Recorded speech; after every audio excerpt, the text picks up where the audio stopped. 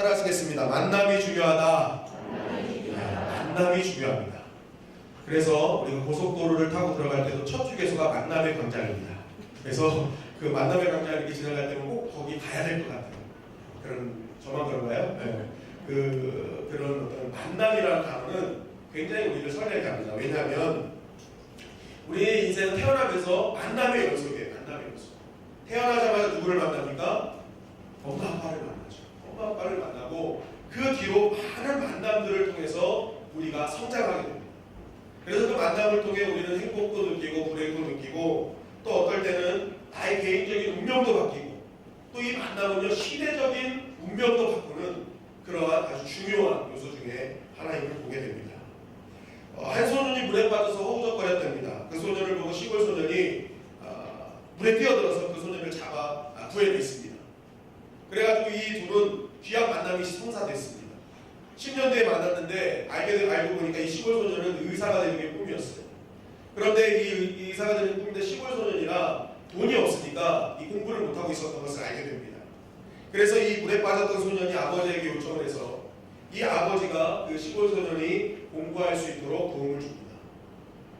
나중에 이 둘이 장성해서 한 사람은 영국의 처칠이 됐고 한 사람은 페니실린을 발명한 플랭클린이 됐습니다.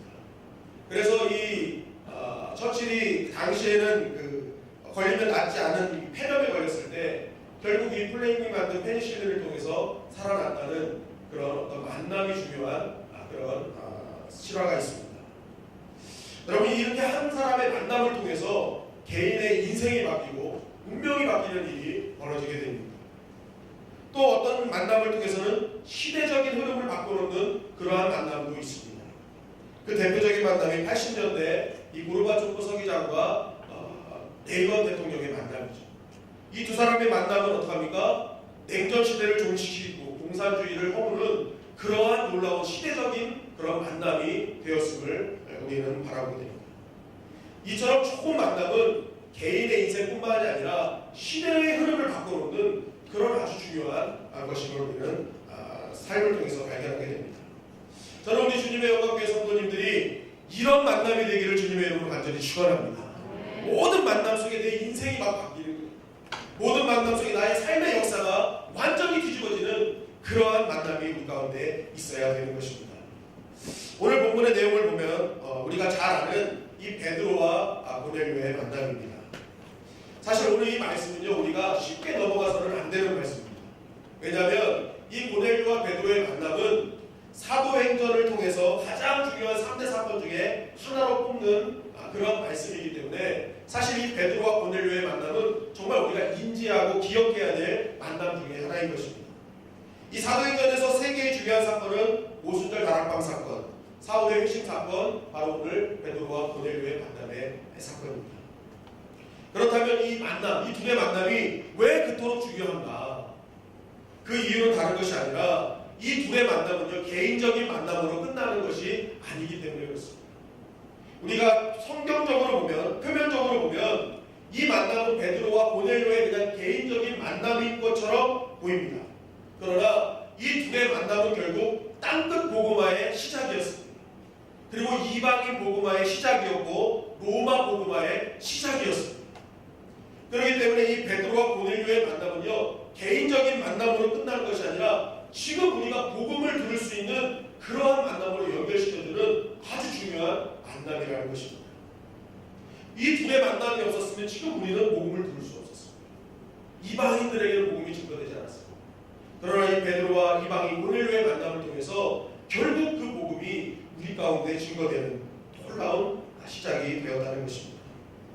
여러분 우리의 지나온 삶에 많은 만남이 있었을 것입니다. 그 만남 속에 분명 크건 작건 나에게 영향을 주고 나의 어떤 삶에 그런 여러 가지 영향을 주는 그런 만남들이 많이 있을 것입니다. 그러나 기도하는 것은 오늘 이 말씀을 통해서 앞으로 우리의 만남들, 이전의 만남도 중요하지만 앞으로 진행되어질 우리의 만남이 정말로 이전보다 더 큰 만남이요, 정말로 날마다 은혜의 만남이요 소중한 만남으로 기억되는 아름다운 만남으로 연결되어지기를 주님의 이름으로 간절히 축원합니다. 오늘 말씀을 기억함으로 내 인생의 모든 만남이 진짜 기억되어지는 만남이 되어야 되는 것입니다.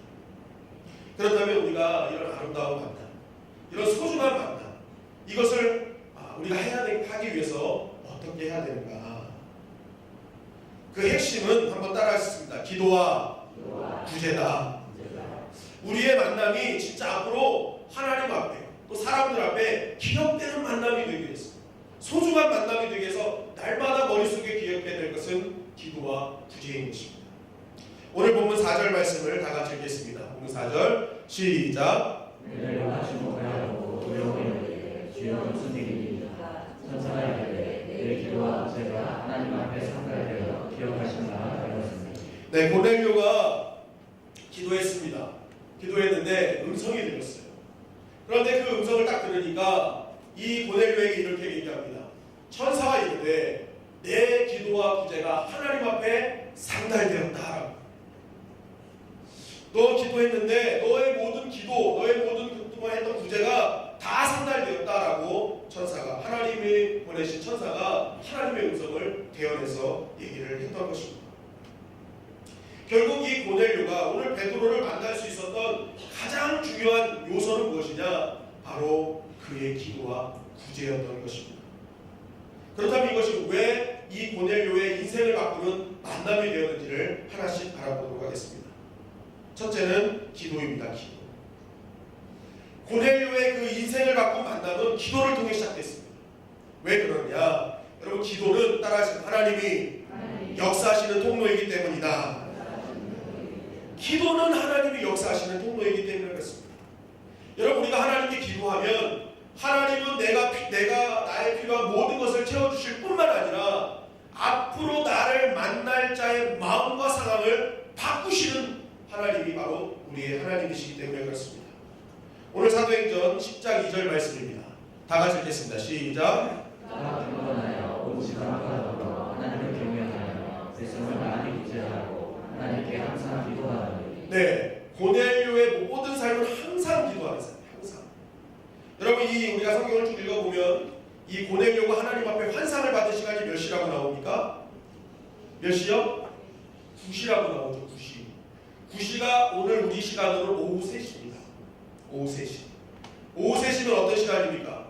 우리가 점심을 먹고 한참 일할 시간입니다. 그죠? 한참 일할 시간. 이 고넬료는 이달리아 부대의 백부장이었습니다. 규율과 나중에 설명해 드리겠지만 이달리아 부대는요, 엄청난 부대예요. 엄청난 그런 권력을 갖고 있는 부대고 굉장히 중요한 부대입니다.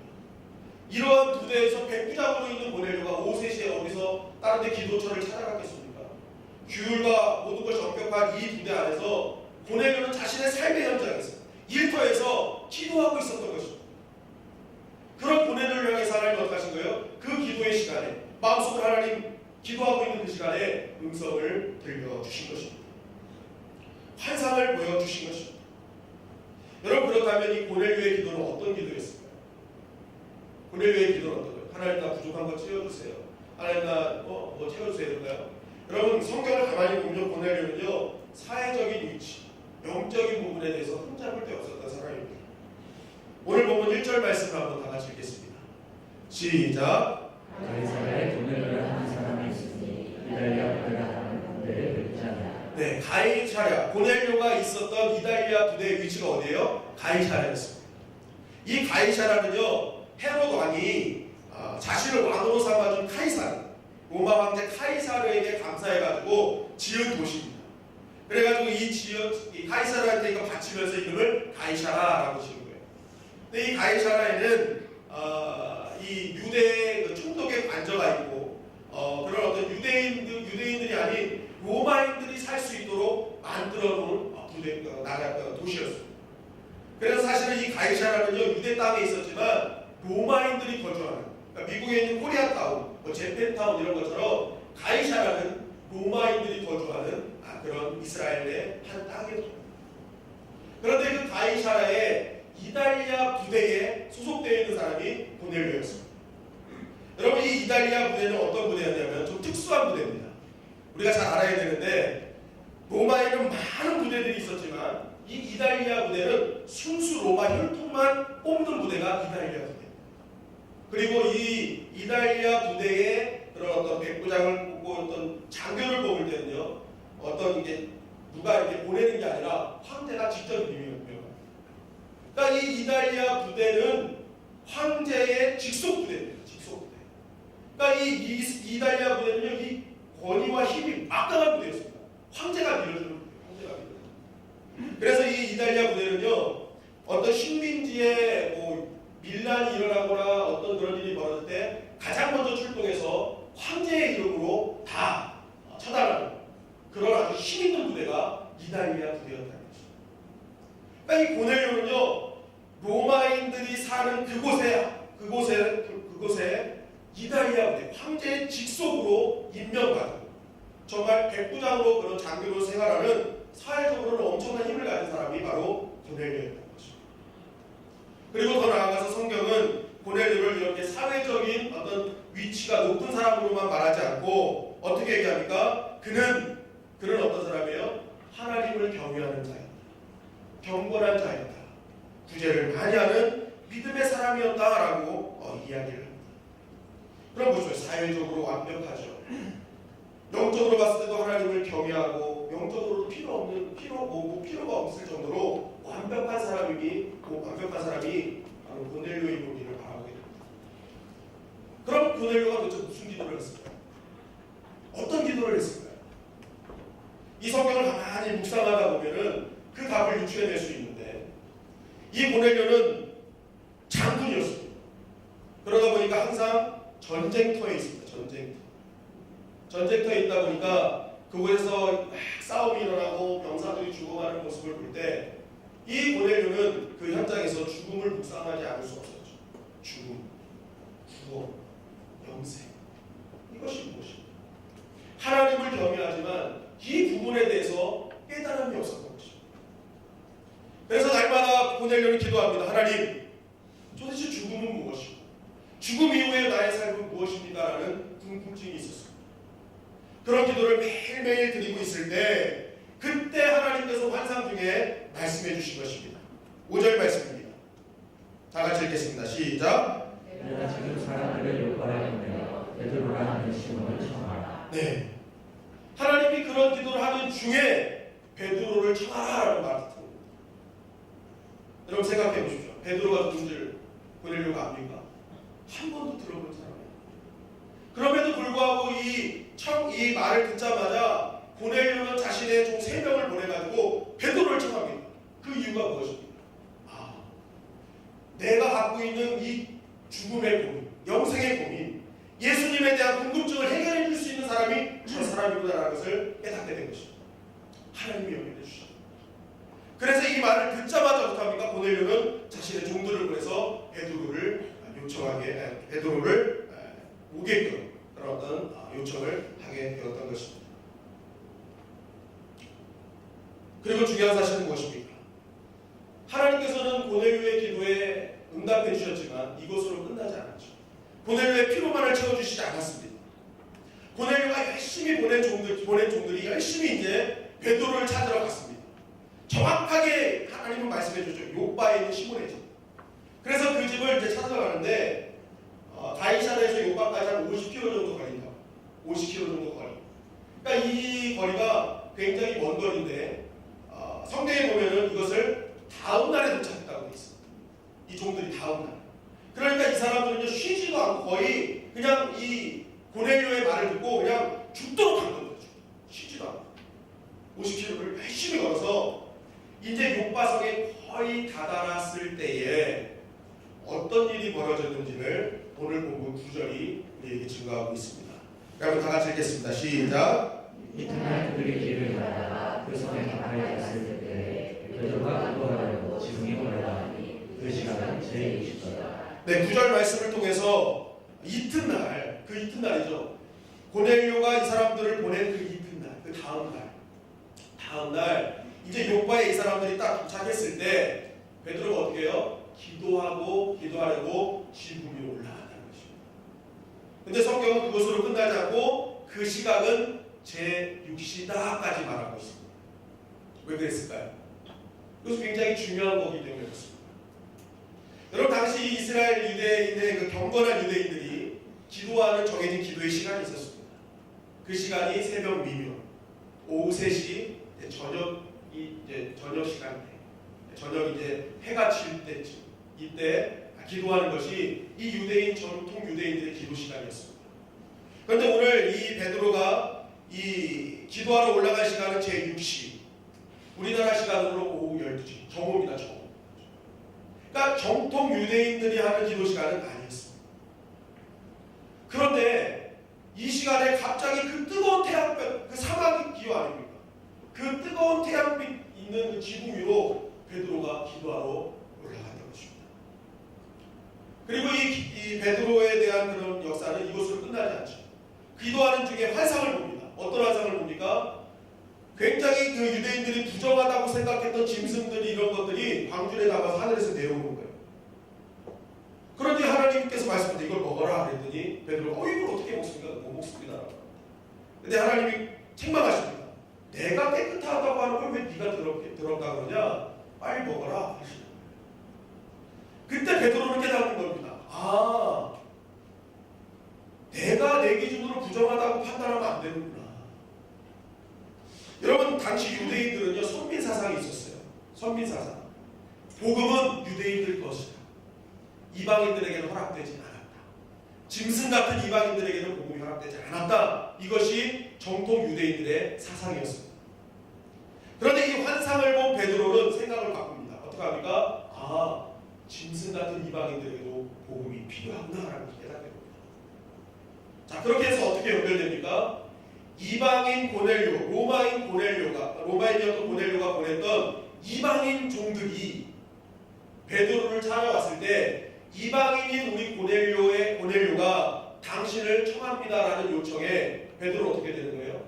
이 환상을 본 이후에 마음을 고쳐놓고 이방인을 위해서 복음을 증거하러 가게 된다는 것입니다. 그 전까지는 베드로는 이방인을 생각도 안 했어요. 오직 복음은 유대인인 것이다. 그러나 이 기도하는 중에 베드로는 환상을 보고 결국 고넬료의 요청을 들어줄 수 있었다는 것입니다. 여러분, 그렇다면 이것이 의미하는 것은 무엇입니까?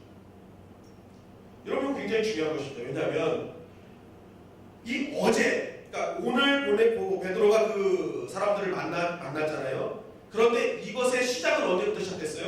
어제부터 시작된 거예요. 어제 환상 중에 고넬료에게 나타나서 하나님께서 베드로를 청하라라고 말씀하셨습니다. 그런데 그 베드로를 청하라는 그 하나님의 역사는 그 다음날 베드로에게 역사한 거예요. 정통 유대인의 기도 시간이 아닌 정오에 베드로의 마음을 하나님이 감동시키신 거죠. 너 지금 올라가야 돼. 기도해야 돼. 하면서 베드로의 마음을 감동시키신 거죠. 그리고 나서 베드로가 올라가서 기도하는 베드로를 향해서 하나님은 이방인들, 그러니까 짐승들, 저 부정한 짐승들의 환상을 보여주시면서 이방인들을 향한 복음의 길을 열어주시는 환상을 보여주시는 거죠. 결국 하나님께서는 고넬료를 통해서 어제도 역사하셨지만 오늘에도 역사해 주셨다는 것입니다. 그리고 더 놀라운 사실은 오늘 역사하신 그 하나님은 그 고넬료의 기도에 응답하시사 다음 날로 연결시켜서 고넬료에 있는 모든 가정을 구원 얻게 하는 놀라운 일을 하나님께서 이루어 주셨다는 것입니다. 여러분, 결국 이러한 고넬료와 베드로의 이 만남이 정말 소중한 만남, 정말로 성경에 기록되어질 그러한 만남으로 될 수 있었던 가장 큰 이유는 무엇입니까? 기도로 시작된다는 것입니다.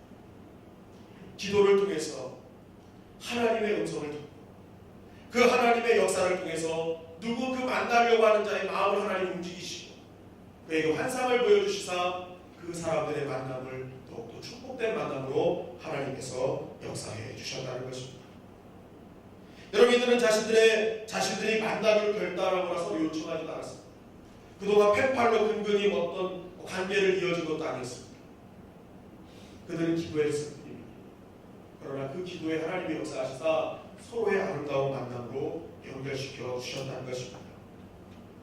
여러분, 성경의 가장 아름다운 우정, 가장 아름다운 만남의 대명사가 누굽니까? 다윗과 요나단입니다. 다윗과 요나단, 그죠? 다윗과 요나단, 정말 아름다운 우정의 대명사 아닙니까? 그런데 이들의 만남은요, 둘만의 만남으로 끝나지 않았죠. 나중에 다윗은 요나단의 아들까지도 품는 계대의 만남으로 이어졌습니다. 여러분 신분적으로 보면 이들은 원수예요. 유다란의 아버지가 사울왕 아닙니까? 자신을 죽이려고 했던 사울왕. 그럼 원수지간의 가문입니다. 그럼에도 불구하고 어떻게 이들은 계대의 만남이 이어질 수 있었느냐는 거예요. 그 이유가 사무엘상 18장 1절에 증거되고 있습니다. 우리 다 같이 읽겠습니다. 시작. 다윗이 사울에게 말하기를 마치되 요나단의 마음이 다윗의 마음과 하나가 되어 요나단이 그를 자기 생명같이 사랑하니라. 네, 요나단의 마음이 다윗의 마음과 하나가 된다. 또 어떻게 하나가 되느냐? 계속 말씀을 보면요, 이들의 마음과 이들의 언약과 이들의 상태는요 항상 하나님 중심으로 뭉쳐 있었어요. 하나님으로 언약하고 하나님의 이름으로 서로의 만남을 유지하고, 결국 이들의 마음과 마음을 하나님이 연결시켜 주니까 이들은 둘의 만남으로 끝나는 것이 아니라 계대의 만남으로 연결되어지게 되었던 것입니다. 어제의 하나님, 오늘의 하나님, 내일의 하나님께서 어제의 이들의 만남을 기억하시고 오늘도 역사하시고 내일까지 역사해 주셨던 것입니다. 마찬가지로 우리 역시도 지금까지 아무런 영향이 없는 만남이라 할지라도 오늘부터 우리가 기도하기 시작하면 하나님께서는 우리의 만남을 더욱더 풍성한 만남으로 만들어 주실 줄 믿습니다. 여러분, 이런 우스운 얘기가 있잖아요. 노인정에서 할아버지 3명이 눈이 멍들어서 들어왔대잖아요. 그래서 60대 할아버지한테 당신 왜 그래? 그랬더니 부인이 어디 나가길래 어디가? 물어봤더니 이때는 가지고 70대한테 물어봤더니 같이 가다가 막 80대는 왜 일어났어? 그러고 눈두니가 맞았다. 그러니까 이 부부의 관계, 이 부부의 그런 어떤 지금 현 시대 우리의 부부의 관계를 우습게 표현한 거 아닙니까? 만나기 싫다는 것이, 같이 있기 싫다는 것입니다. 그런데 성경은 해결할 수 있다는 거예요. 무엇으로? 기도로 해결할 수 있다는 거예요. 기도로. 여러분, 기도의 만남은요, 지금까지 부부의 관계를 다른 만남으로 회복시켜 주실 줄 믿습니다. 우리가 여러분 기도할 때 자고 일어날 때 눈 뜨자마자 남편 얼굴 보니까 그러는 거예요. 눈 뜨자마자 어떻게 해야 돼요? 기도해야 돼요. 눈 뜨자마자 남편 얼굴 보면 때릴 수밖에 없어요. 그러나 일어나자마자 기도하는 거예요. 하나님, 오늘 남편과의 만남이 회복되게 하시고, 하나님 남편의 얼굴이 송중기 얼굴로 보게 해주시고, 기도하는 겁니다. 그리고 기도하고 쳐다보세요. 진짜 다른 거예요. 여러분, 기도의 만남은 부모와의 만남이 달라지는 역사가 일어나게 될 줄 믿습니다. 여러분, 부모와 기도의 만남은요, 거래처와의 만남도 달라지는 것입니다. 여러분, 기도의 만남은 자녀들과의 만남도 새롭게 되는 만남으로 역사되는 것입니다. 기도의 만남은 지금까지 내온 성도들과의 만남도 완전히 달라질 수 있는 거예요. 왜 그렇습니까? 기도에 하나님이 역사하시기 때문에 그렇습니다. 기도를 통해 하나님은 나의 필요도 채우지만 내가 기도하는 그 상대방의 마음과 환경을 움직여 주시사 정말로 그들과 마음과 마음이 연결되는 그런 아름다운 관계로 만들어 주시기 때문에 그렇습니다. 사실 우리가 만남에 기대도 갖지만 두려워하는 이유가 무엇입니까? 누구를 만날지 깨닫지 못하기 때문이죠. 두렵기 때문에. 앞으로 일어날 5분의 1도 우리는 알지 못해요. 어떤 일이 벌어질지 알지 못해요. 그러니까 모든 일들이 지내온 미래가 두렵고 떨리는 것입니다. 그러나 우리가 기억해야 될 것은 우리가 하나님 앞에 기도하기 시작한다면, 우리가 누구를 만나는 어떤 환경이든 하나님께서는 이미 앞질러서 그 사람의 마음과 그 사람의 환경과 모든 것을 하나님께서 만들어 주시사 우리의 귀한 만남이 최고의 순간, 하나님께서 만들어 주시는 가장 소중한 만남, 우리의 인생의 스토리에 가장 기억될 만남으로 하나님께서 만들어 주시는 것입니다. 여러분들의 만남을 진짜 하나님이 소중한 만남으로 지어지길 원하십니다. 그렇다면 오늘 그 상대방, 앞으로 나의 만남을 위해서 기도하는 만남으로 연결시키시기를 주님의 이름으로 간절히 축원합니다. 여러분, 만남은 내 의지로 되는 것이 아니에요. 내 성격과 인품으로만 되는 것이 아닙니다. 진실한 만남은 기도로부터 시작되는 것입니다. 그래서 우리 신승훈 담임 목사님께서 교육자회의 때마다 강조하시는 것 중에 하나가 그겁니다. 출석부를 놓고 그 성도님들의 이름을 보면서 이름을 하나하나 놓고 기도해라. 사람은 영적인 존재이기 때문에 우리가 이름을 놓고 기도할 때마다 그 영은 반응하게 되어 있다라고 말씀하셨습니다. 왜 이런 말씀을 하십니까? 하나님의 역사를 역사를 믿으시기 때문에, 기도의 능력을 믿으시기 때문에. 여러분, 우리 역시도 내가 앞으로 이루어질 만남이 어떤 만남인지 모르지만 나의 만남을 위해 기도하고, 또한 여태까지 만남이 이어졌던 사람들의 이름을 놓고 그의 영혼과 그의 환경을 위해 우리가 기도할 때에 이전과 다른 만남으로 하나님께서 역사해 주실 줄 믿습니다. 여러분, 우리 청년들도 마찬가지예요. 결혼할 배우자를 위해서 기도하는 거예요. 어떤 사람을 만날지 몰라요.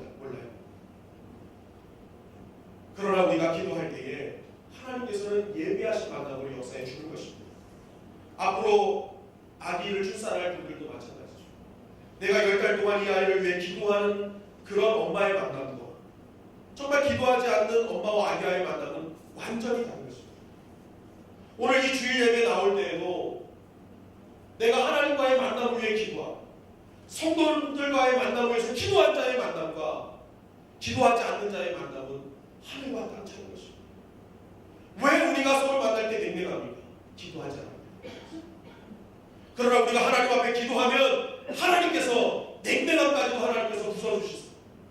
우리의 만남이 하나님 앞에 풍성한 만남으로 연결되어지게 되는 것입니다. 왜냐하면 그 만남의 관계는 하나님께서 중재해 주시기 때문인 것입니다.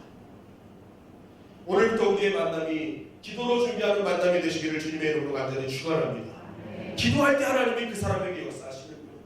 기도할 때 그들의 마음과 환경을 바꿔 주시는 것입니다. 나의 필요를 다 채워주시고 내 기도에 응답해 주시는 것입니다. 오늘 우리의 기도의 만남을 통해 놀라운 하나님의 역사를 주시기를 주님의 이름으로 간절히 축원합니다. 둘째는 구제입니다. 오늘 만남의 결과에 대해서 성경은 이렇게 증거하고 있습니다. 사도행전 10장 44절부터 46절입니다. 우리 다 같이 읽겠습니다. 시작.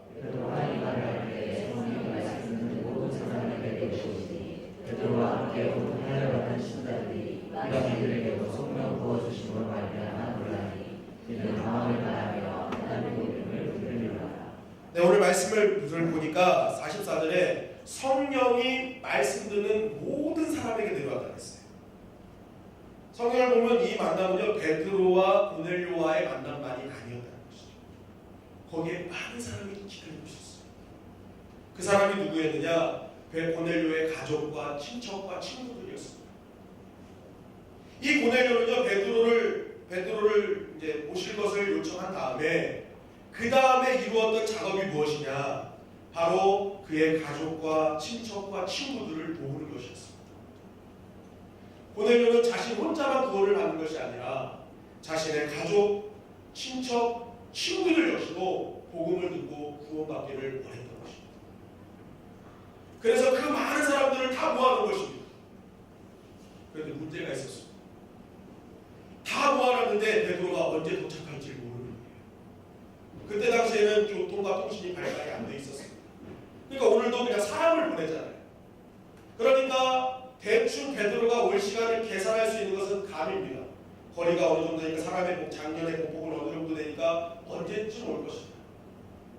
또 오늘 말씀을 보면서 유추해 보면요, 이 고넬료가 보낸 하인들은 오늘 출발해서 언제 도착했어요? 오빠에? 다음날 도착했죠. 그리고 나서 아무리 시간을 끌더라도 돌아오면 많이 걸려봤자 3일 정도 걸릴 거라고 생각했어요. 3일 정도. 그래서 이 고넬료는요, 다 이제 부하들을 보내놓고 그때부터 이제 주변 사람들을 모으자. 사람들을 보내서 와. 그래가지고 딱 있는데 이 베드로가 왔을 때 이 사람들이 모여 있었어요? 안 모여 있었어요? 모여 있었어요. 모여 있었어요. 그럼 이것은 무엇입니까? 이미 이 사람들은 와서 기다리고 있었다는 거예요.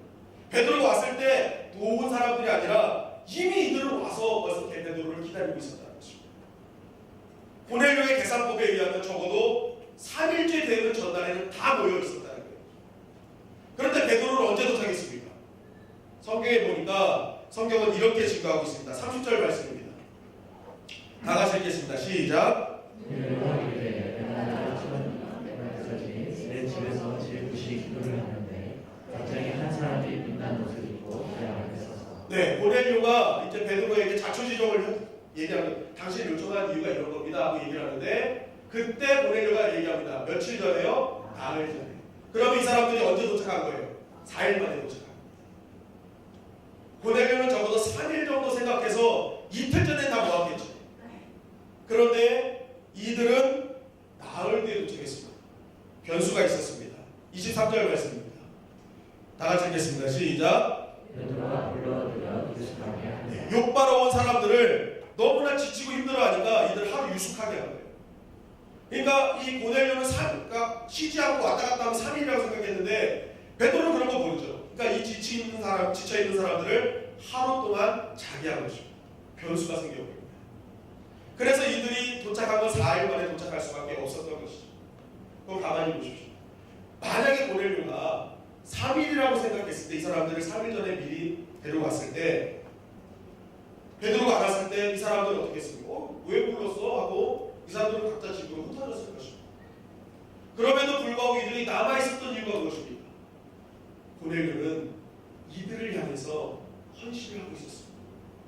언제 베드로가 올지 모르기 때문에 이들에게 잠자리를 제공하고 식사를 제공하고 자신이 갖고 있는 모든 것을 동원해서 이 사람들의 취향과 성격을 맞춰주면서 베드로가 오기까지를 기다렸던 것입니다.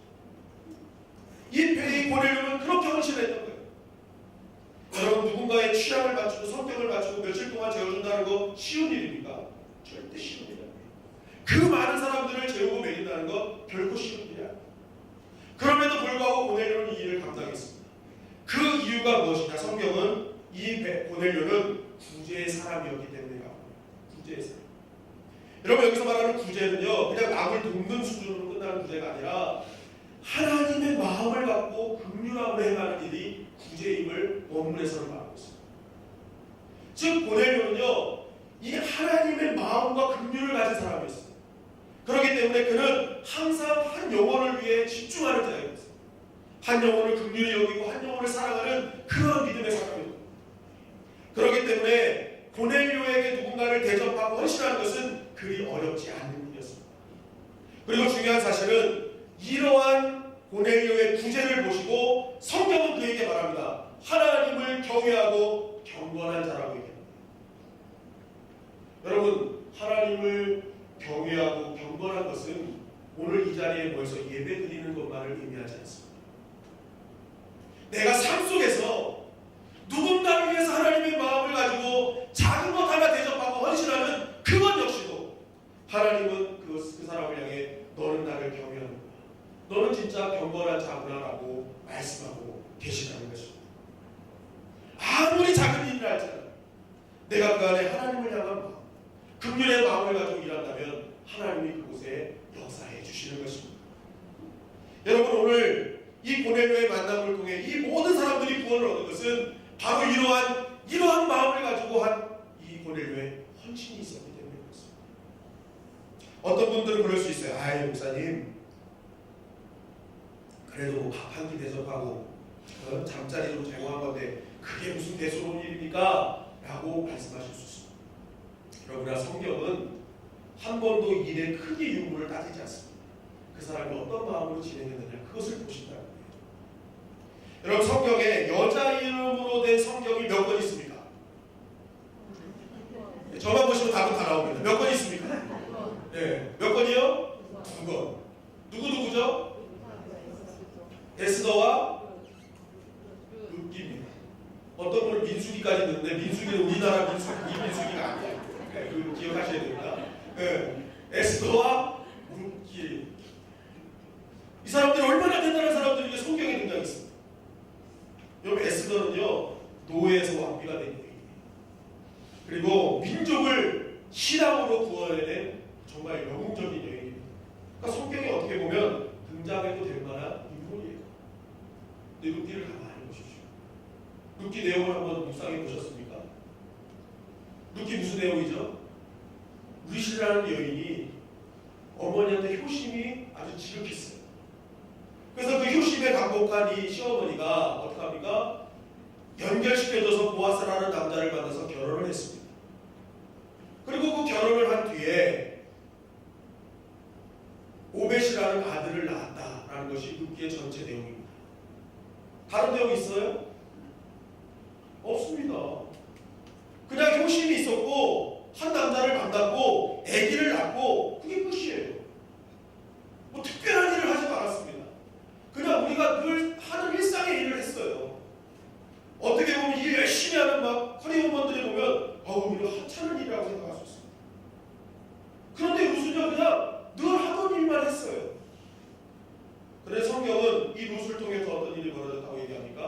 그의 후손을 통해 다윗이 일어나고 그의 후손을 통해서 예수 그리스도가 태어났음을 증거합니다. 에스더처럼 화려한 일을 하지 않았어요. 특별한 일을 하지 않았어요.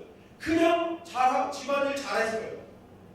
그런데 그런 모습을 통해 하나님이 역사하셨다는 것입니다. 이것이 증거하는 것입니다. 하나님은 일에 크게 힘을 따지시는 분이 아니라 그곳에서 하나님의 마음을 갖고 내가 진실한 마음으로 어떤 일을 감당하느냐, 그것을 통해서 하나님이 역사하신다는 것을 룻기를 통해 우리에게 증거하고 계시다는 것입니다. 여러분, 마찬가지죠. 아무리 작은 일이라 할지라도 우리가 그 안에 하나님을 향한 긍휼의 마음을 가지고 누군가를 대적하기 시작한다. 그곳에서 하나님의 놀라운 역사를 통해 아름다운 만남으로 하나님께서 연결시켜 주신다는 것입니다. 여러분, 이번 주는 우리 민족의 고유의 명절 추석이 있습니다. 이 추석을 통해서 우리는 많은 사람들과 만나게 될 것입니다. 친척들도 만나게 될 것이고 친구들도 만나게 될 것이고 가족들을 만나게 될 것입니다. 그런데 이 만남 속에는요, 그 만남을 통해서 막 행복한 만남이 이어지는 만남도 있지만 또 어떤 만남에는요, 만나기 싫을 정도, 정말 상대하기 싫을 정도로 하는 그런 괴로운 만남도 존재한다는 사실입니다. 그러나 주님께서는 이제는 그 어떤 만남도 하나님이 원하시는 풍성한 만남, 하나님이 허락하시는 소중한 만남으로 이어가기를 원하신다는 것입니다. 그전에는 어떤 의미도 없고 감동도 없었던 만남이지만 하나님은 이제 그리스도인으로 만나는 모든 만남이 자신의 인생에 남는 역사적인 만남으로 하나님께서 만들기를 원하신다는 것입니다. 그렇다면 앞으로 만날 우리 가족들, 친척들, 친구들의 그 만남이 이전과 다른 만남이 되기 위해서 우리가 해야 될 일은 무엇이겠습니까? 오늘 본문 말씀처럼 기도, 준비하는 만남이 되어야 되는 것입니다. 내 가족을 위해서, 내 친구를 위해서, 내 친척을 위해서 오늘부터 기도하면서 그의 영혼을 위해서 기도하는 만남이 되어야 되는 것입니다. 이전까지는 육신적인 생각으로 괴롭고 힘들었지만 내가 오늘부터 하나님의 절대 주권으로 어제도 오늘도 내일도 역사하신다는 하나님을 믿는다면 오늘부터 우리는 기도하는 것입니다. 그렇다면 하나님 그 기도를 들으시고 내가 만날 그 한 사람 한 사람들의 마음을 격동시키고 그 사람들의 모든 환경들을 만져주시사 이전과 다른 만남으로 하나님께서 만들어 주시는 것입니다. 그리고 또 어떤 만남이 되어야 됩니까?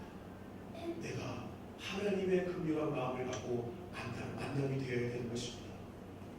내가 그 사람의 영혼을 위해서 그 사람의 모든 환경을 붙들고 울면서 내가 힘들더라도 어렵더라도 한 발짝 더 나아가면서 상도 차려주고 내가 더 헌신할 때에 그 만남 속에 하나님의 은혜가 임하게 되는 것입니다. 여러분, 추석날 모여서 추석 예배 순서를 켜놓고 둘러앉아서 예배 드리는 것만이 경건한 추석을 보내는 것이 아닙니다. 내가 그 자리에서 만나는 그 사람들의 마음을, 긍휼한 마음을 가지고 조금 더 헌신하는 그 만남이 하나님 보시기에는 그것이 경건이요 하나님을 경외하는 자라고 하나님께서는 말씀하고 계시는 것입니다. 이번 추석이 이전과는 다른 마음으로, 이전과 다른 행동으로, 이전과 다른 말로 우리가 만나기를 주님의 이름으로 간절히 축원합니다. 그럴 때 여러분들의 만남을 하나님께서 역사해 주셨습니다. 이전과 다른, 완벽히 다른 그러한 만남으로 하나님께서 만들어 주실 것입니다. 오늘 베드로와 고넬료의 만남은 바로 우리에게 이것을 말씀하고 있는 것입니다. 너의 모든 만남을 기도로 시작하며 너의 모든 만남 속에 하나님의 긍휼의 마음을 갖고 있어라. 그래야 때에 너의 인생이 바뀌고 너의 삶의 역사가 바뀌는 그런 아름다운 만남으로 하나님께서 만들어 주신다는 것입니다. 이 말씀을 붙들고 이번 추석 정말 아름다운 만남으로 하나님께 간증하는 저와 여러분들이 되시기를 주님의 이름으로 간절히 축원합니다.